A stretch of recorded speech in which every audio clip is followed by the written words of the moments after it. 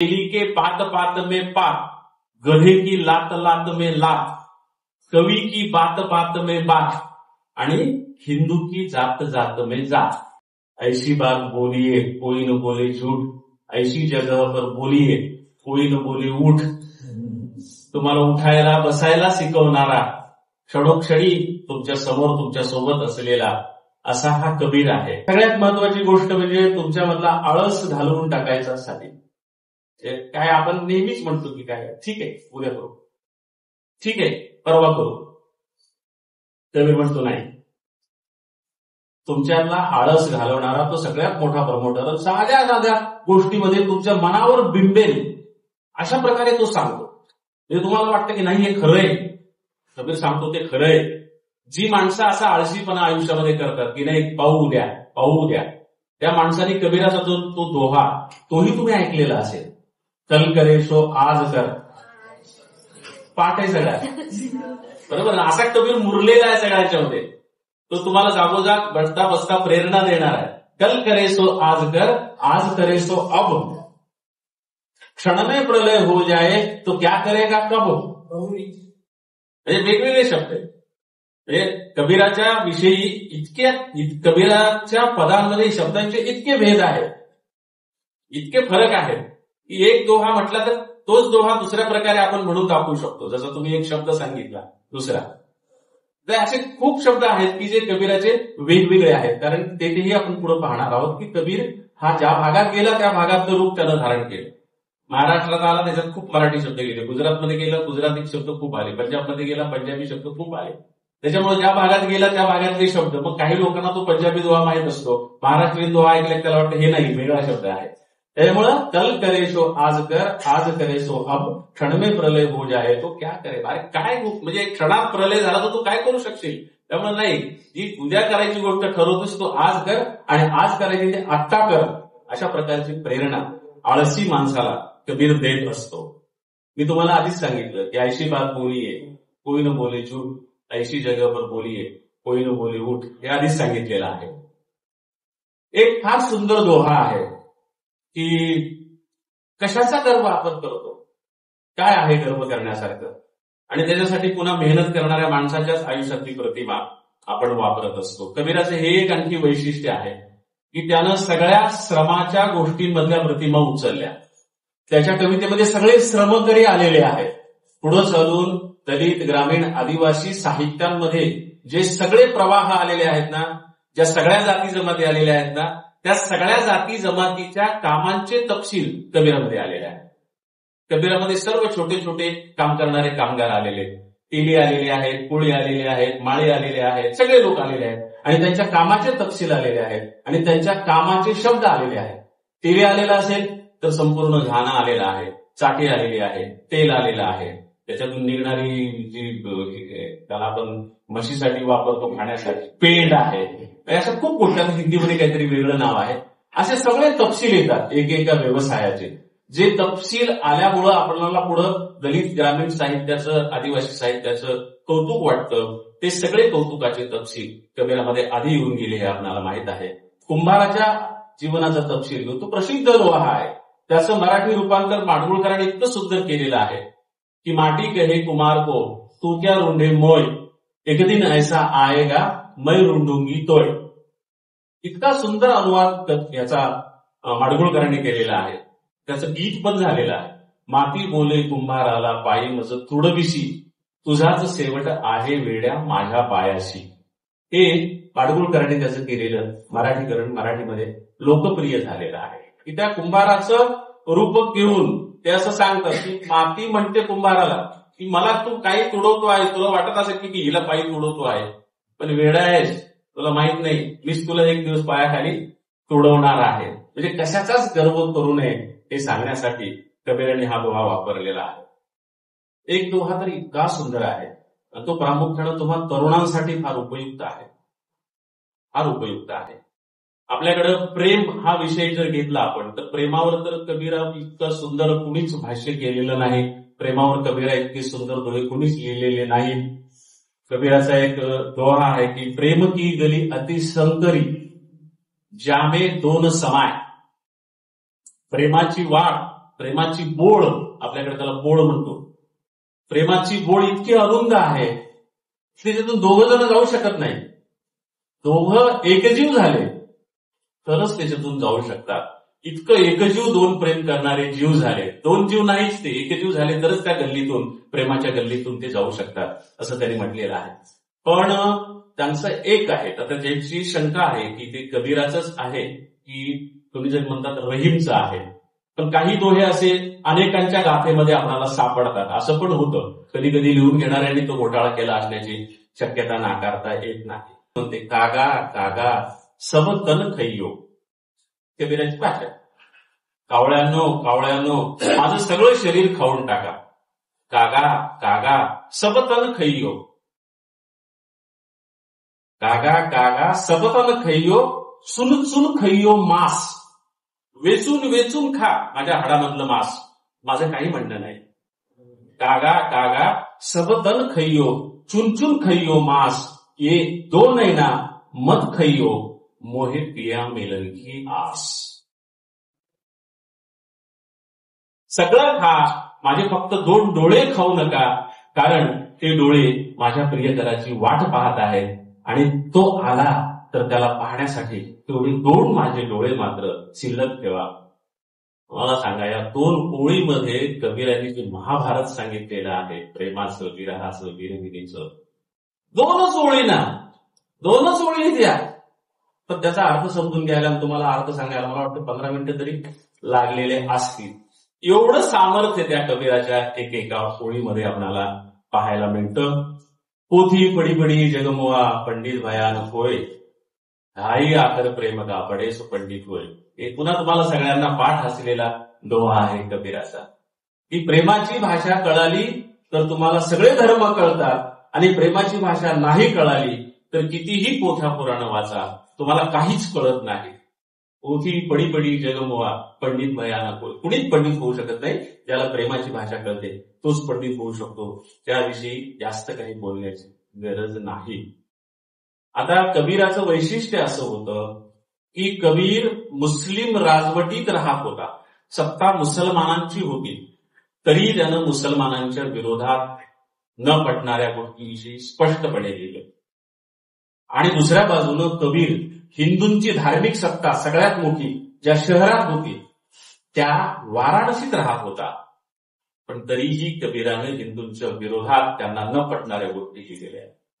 म्हणजे धार्मिक सत्ता ज्यांची होती त्यांच्या विरोधातही, राजकीय सत्ता ज्यांची होती त्यांच्या विरोधातही लिहायला कबीर घाबरलेला नाही. आणि त्यानं हिंदूंविषयी लिहिलं, मुसलमानाविषयी नाही असं नाही. दोन्हीकडच्याही चांगली गोष्टी घेऊन तो चालला, दोन्हीकडच्याही वाईट गोष्टी टाळून तो चालला. त्याच्यामुळं त्यानं मुसलमानांविषयी लिहिताना असं सांगितलं की मस्जिद चढके बांग दिलावे तेरा खुदा क्या बहरा है. मस्जिद चढके बांग दिलावे तेरा खुदा क्या बहरा है, चीटी के पग नेवर बाजे सो भी अल्लाह सुनता है. शब्द जुने असल्यामुळे काही तुम्हाला लक्षात आले नसतील की मस्जिद चढके बांग दिलावे तेरा खुदा क्या बहरा है इथपर्यंत आपल्याला कळतं. पण अरे बाबा रे, देवाचे कान इतके सूक्ष्म आवाज ऐकू शकतात की चीटी के पग, चीटी म्हणजे मुंगी, चीटी के पग तिचे पाय, चीटी के पग घुंगरू वाजे, तिच्या पायात वाजलेले बांधलेले घुंगर जरी वाजले सो भी अल्लाह सुनता है. त्याने प्रमाण कसं दिले, सगळ्यात लहान वस्तू मुंगी, किती लहान, किती आकारमान, त्या मुंगीचा तो पाय, त्याचं किती आकारमान, आणि त्या पायात बांधलेलं घुंगरू त्याचं किती आकारमान, आणि त्याचा जरी आवाज झाला तरी त्याला ऐकू येतो. आणि तुला काय, तुझा देव बहिरा वाटतो की काय, एवढा उंच चढून तू आवाज देतो आहेस. आणि दुसऱ्या बाजूनं ते हिंदूंना असं म्हणतात की पत्थर पूजे हरी मिले. अरे असे दगड पुजून जर देव भेटत असेल, पत्थर पूजे हरी मिले तो मैं पूजू पहाड. पहाड असं म्हणलेलं त्यांनी, र शब्द आहे पण पहाड असं त्याला म्हणायचे. पत्थर पूजे हरी मिले तो मैं पूजू पहाड, दासे तो चाकी भली पीस खाय संसार. अरे त्या दगड पुजल्यानं जर देव भेटणार असेल, एवढा दगड का बरं देवाऱ्यातला, मी तर संपूर्ण पहाडच पूजील ना, एवढा मोठा, त्या पहाडाची पूजा करील मी. पत्थर पूजे हरी मिले तो मै पूजू पहाड, मी तर पहाडाचीच पूजा करेन.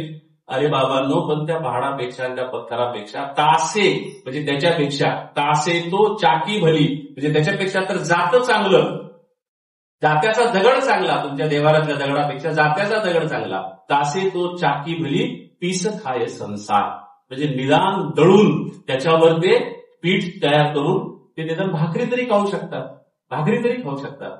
आणि म्हणून त्या जात्याला देव म्हणा, असं एका अर्थानं कबीर त्या दोह्यातून सांगतात. आणि किती साम्य आहे पहा.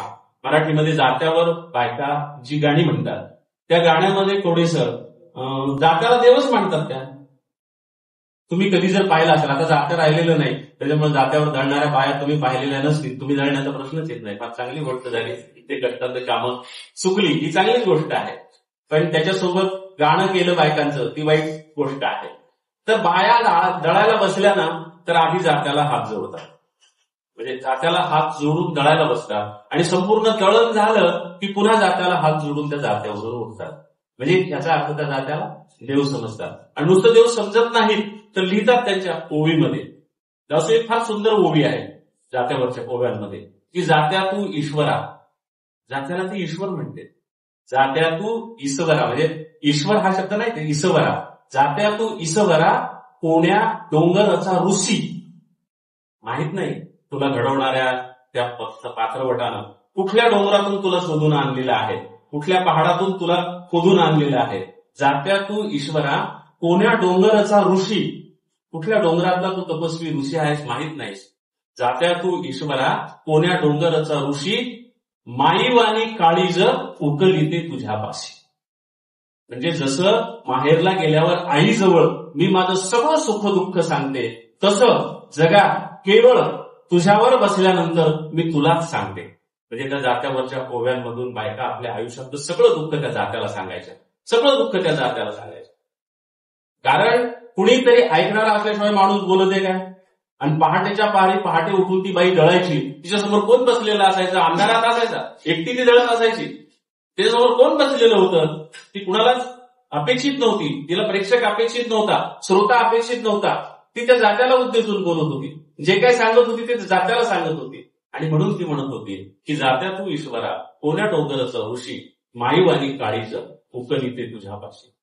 ते जात्याचं ईश्वरीपण, जात्यातलं देवत्व कबीराने अशा प्रकारे उल्लेखलेला आहे की पत्थर पूजे हरी दिले तो मै पूजू पहाड, तासे तो चाकी भली पीस खाय संसार. त्याच्यापेक्षा तर जात्याचा दगड चांगला, कारण त्याच्यामुळे निदान लोकांची बोटं तरी भरतात.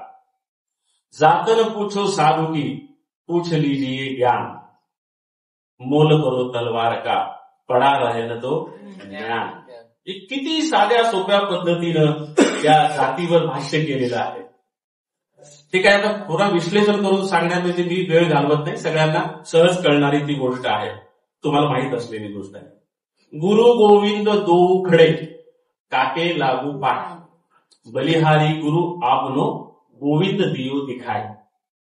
गुरुचं महत्व सांगणारा जो कबीर आहे तो कबीर आपल्याला इथं पाहायला मिळतो की देव आणि गुरु माझे दोन्ही सोबतच माझ्या उभे आहेत.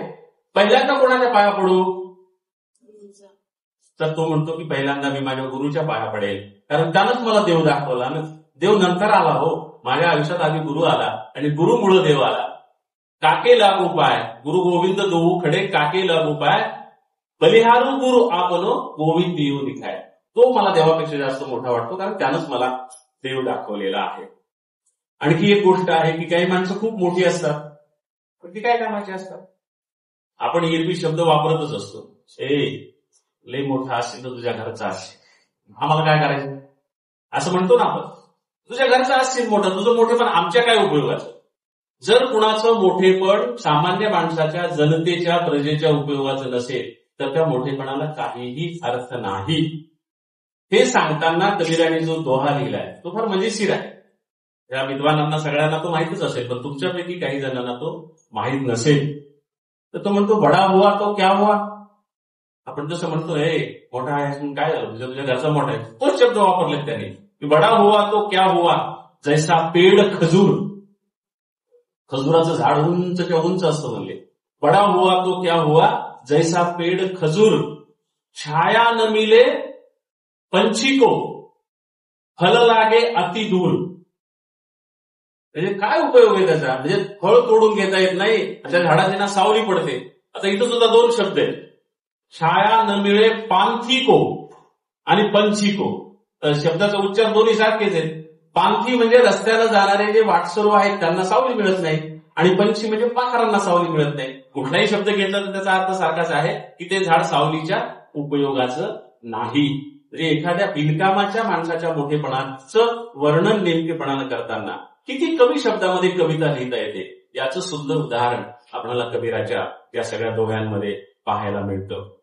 बुरा जो देखन मै चल्या, बुरा न मिलिया कोय, अंदर झाक के देख लिया तो मुझसा बुरा न कोय.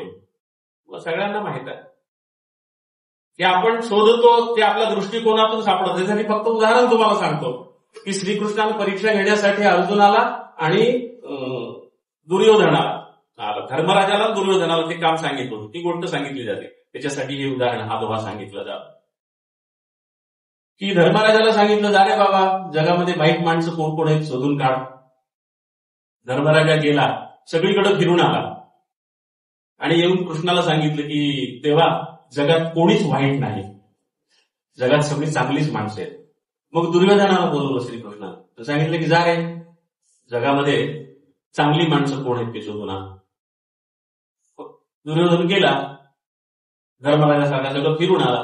त्याला सांगितलं की देवा, जगात सगळी वाईटच माणसं आहेत, जगात कोणीच चांगलं नाहीये. म्हणजे जो स्वतः चांगला होता त्याला कोणीच वाईट दिसलं नाही, जो स्वतः वाईट होता त्याला कोणीच चांगलं दिसलं नाही. त्याच्यामुळं त्यांनी असं सांगितलेलं आहे की बुरा देखन जो मै चल्या, मुझसे बुरा ना कोई. माझ्यासारखा वाईट कुणी नाही, जो स्वतःच इतक्या सुंदर पद्धतीनं आत्मपरीक्षण करतो, स्वतःच्या चुका समजून घेतो आणि स्वतः आपल्यासारखं वाईट जगात काहीच नाही असं समजतो, त्याचा पूर्ण विकास झालेला आहे माणूस म्हणून, असा त्याचा अर्थ होतो. आता ते सगळ्यांनाच माहित आहे की जब तू आया जगत में, जब तू आया जगत में तू रोया जग हसे, असं काहीतरी ते आहे. त्याचे पुन्हा वेगवेगळे प्रकार आपल्याला पाहायला मिळतात, वेगवेगळे शब्द पाहायला मिळतात की जेव्हा तू जन्माला येतोस तेव्हा तू रडत होतास बाबा, पण जग सगळं हसत होतं, तुझ्या जन्मासाठी आनंदोत्सव साजरा करत होतं. पण आता आयुष्यात असं काहीतरी करून जा की जेव्हा तू जाशील हे जग सोडून, तेव्हा मात्र लोक तू हसत गेला पाहिजेस आणि हे जग मात्र तुझ्या जाण्यामुळं रडलं पाहिजे. त्याच्यानंतर कबीरा खडा बाजार में, शेंडके सरांनी सांगितलं, कबीरा खडा बाजार में लिए दुकाठी हात. त्यांनी मशाल सांगितलं, आमच्याकडे तो लुकाठी म्हणजे काठी असं सांगितलेलं आहे. कबीरा खडा बाजार में लिए दुकाठी हात. आता काठी घेऊनच तो तयार आहे लोकांना मारायला, पडवायला, म्हणजे कोणाला तो घाबरत नाहीये. कबीरा खडा बाजार में, आता सोटा घेऊनच तो उभा आहे. कबीरा खडा बाजार में लिए दुकाठी हात, जो घर फुके आपणा. म्हणजे स्वतःच्या घरावर तुळशीपत्र ठेवणे, हा जो मराठीतला वाक्प्रचार आहे. असं जो करू शकेल, स्वतःच्या घर फुकणे म्हणजे अक्षरशः त्याला आपण गाडी लावणे असा त्याचा अर्थ नाहीये, अंगाला राख लावणे असं ते आपण ज्याला म्हणतो तशा अर्थाने ते जो घर फुके आपणा, म्हणजे घराचा संपूर्ण मोह जो सोडून देतो त्यानंच फक्त आमच्यासोबत यावं. शेंडके सरांनी त्याचा अर्थ सांगितलेला आहे की ते सोपं नाहीये कबीराचं अनुकरण करणं किंवा कबीर स्वतःमध्ये मुरवणं. जो घर फुके आपणा चले हमारे साथ. आणि त्याच चालीचा त्याचा दुसरा दोहा आहे कबीराचा, म्हणजे त्यानं ध्रुपद तेच घेतलेला आहे की कबीरा खडा बाजार में मांगे सबकी खैर. म्हणजे सगळ्यांना आशीर्वाद मागण्यासाठी मी बाजारामध्ये उभा आहे. कबीरा खडा बाजार में मांगे सबकी खैर, ना काहू से दोस्ती ना काहू से बैर. म्हणजे माझी कुणासंगही दोस्ती नाही आणि माझं कुणासंगही वैर नाही. मी निरपेक्ष आहे. जे वाईट वागतील ते माझे वैरी, जे चांगले वागतील ते माझे मित्र. मुळात हे चांगलं वाईट पण मी माझ्या मनात घेऊन आलेलो नाहीये, हे सांगण्यासाठी त्याने तो दोहा लिहिलेला आहे. दुःख में सुमिरन सब करे, सुख में करे न कोय. सुख में सुमिरन करे तो दुःख काय है को होय. अर्थ सांगत बसत नाही, फक्त आठवण करून देते. लाली मेरे लाल की जित देखू तित लाल, लाली देखन मै चली मैली हो गई लाल.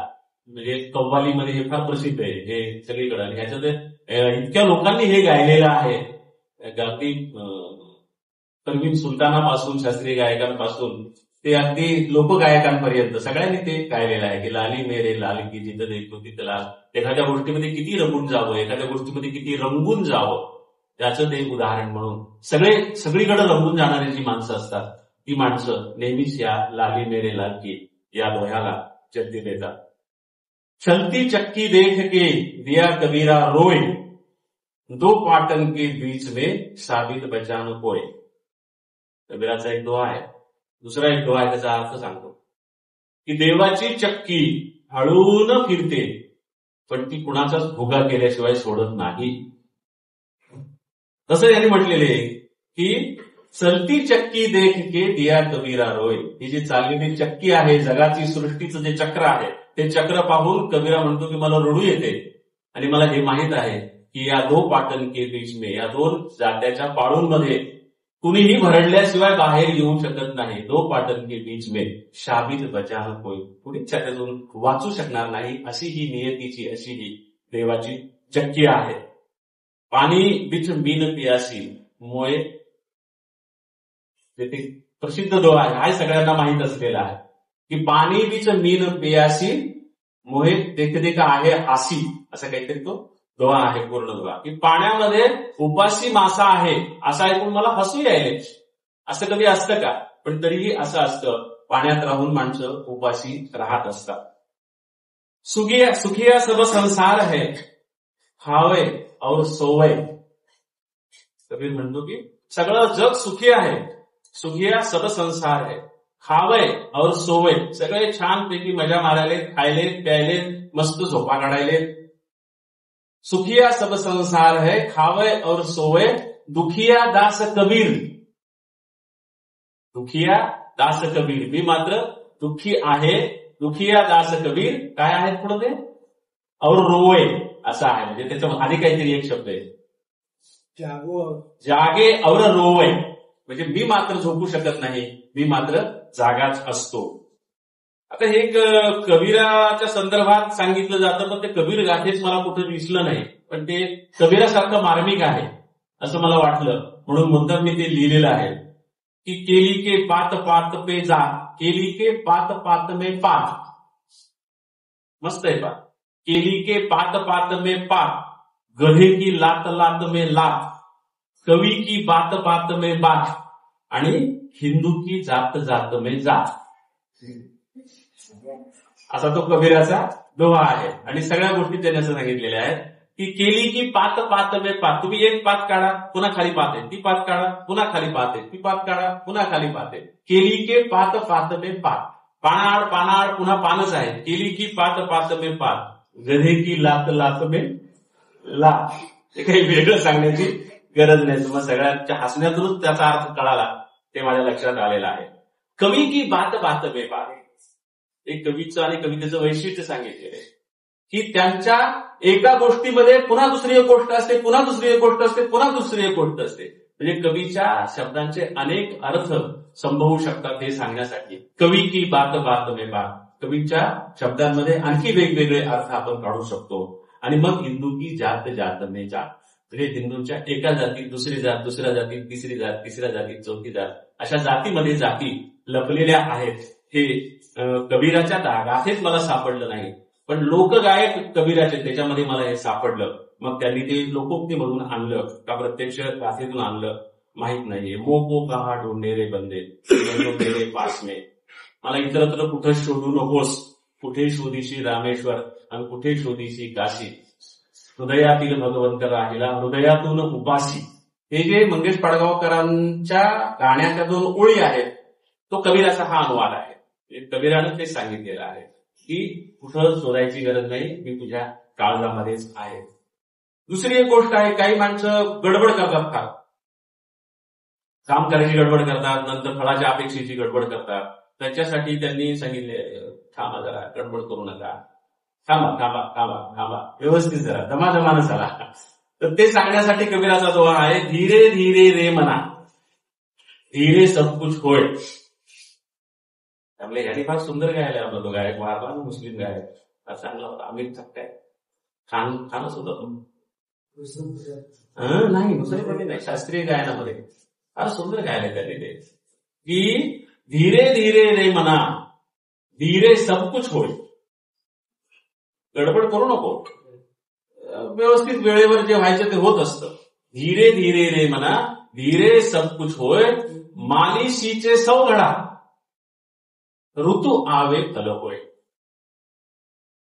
म्हणजे गडबड करून उपयोग नसतो.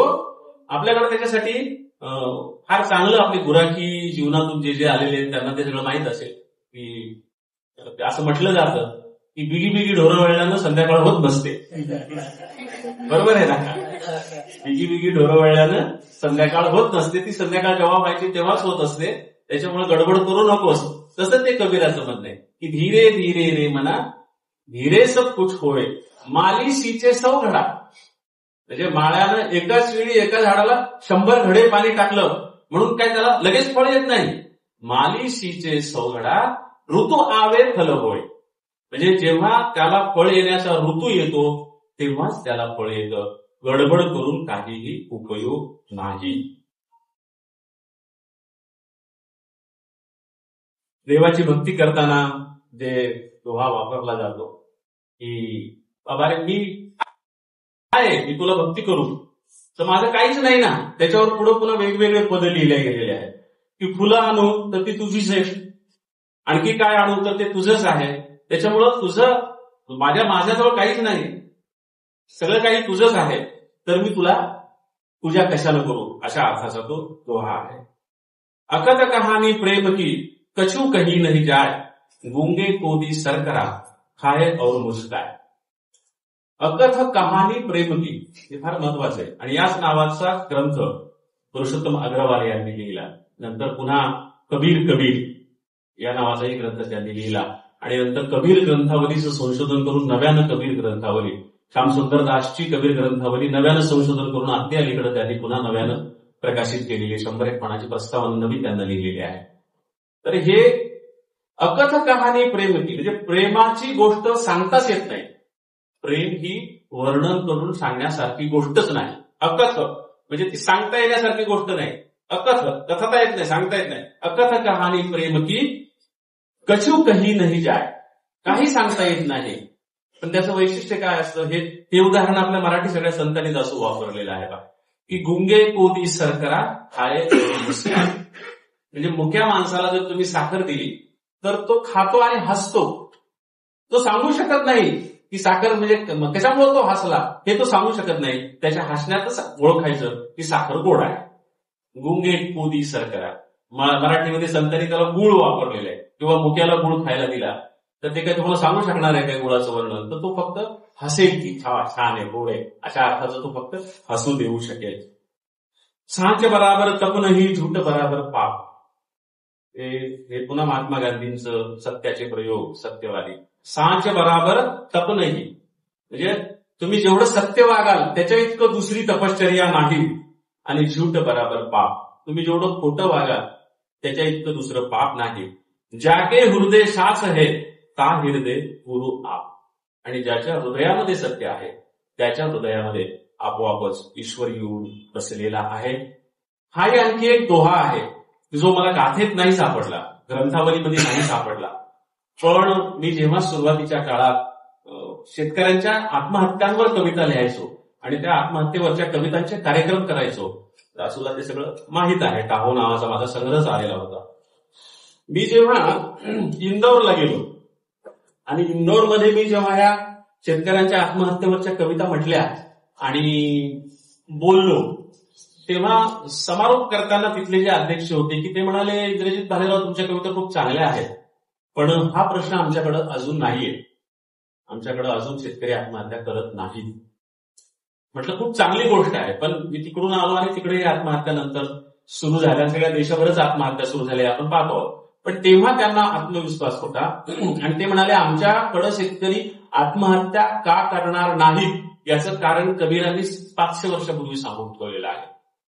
म्हटलं काय कारण सांगून ठेवलेलं आहे, तर तेव्हा त्यांनी मला दोहा सांगितला होता, तो मला ग्रंथावलीमध्ये सापडला नाही. तर कबीराचं किती ग्रंथावलीच्या बाहेर आहे आणि ग्रंथावलीतलं किती कबीराचं नाही हे शोधणं पुन्हा आणखी वेगळाच विषय आहे. कारण खूप कबीराच्या नावावर बऱ्याच लोकांनी लिहिलेलं आहे.